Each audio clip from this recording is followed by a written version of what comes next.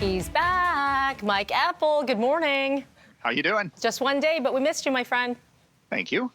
All Missed is you well? too. Thank you. Actually, Happy Friday. I was watching. I was What? watching.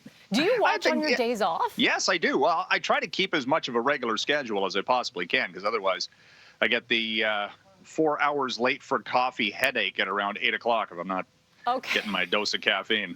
Okay. Don't you get that? Do you not get that on the weekends? Do I when get you wake up early? late?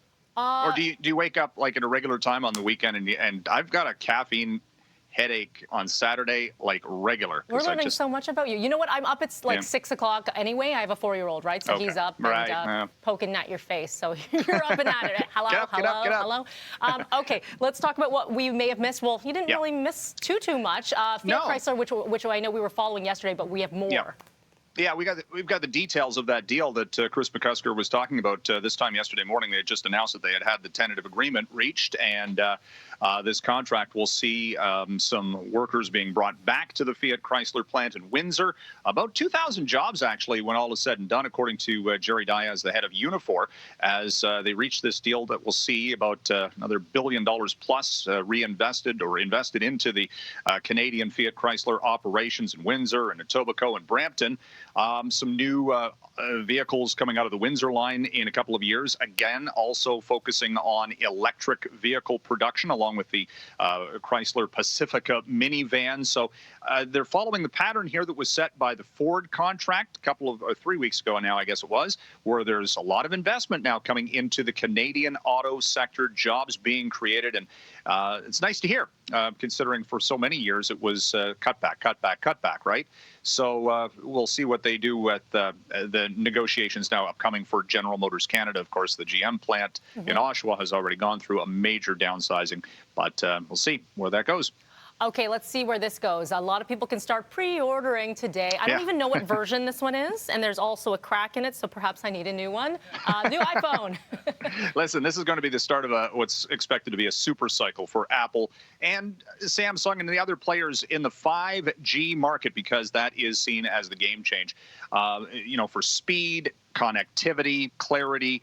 Our phones have become even more indisposable than ever before this year, certainly. So watch for the pre-orders. Our parent company, Rogers, obviously involved in this. We've got the 5G network and such. And then a week from today, I guess, is when they go on sale at Apple stores and retail locations. It's going to be interesting to see if we see the lineups with the pandemic restrictions for this, or do people just say, I can order it online, have it delivered to my door in many cases, and skip the annual event, it seems, where have to be first in line for the iPhone, instead just wait for it to be delivered. Yeah, that seems to be the easier route for a lot of people. Maybe, why not? Maybe so. Okay, so if you tried to get online on Twitter, you couldn't, you weren't alone. What happened?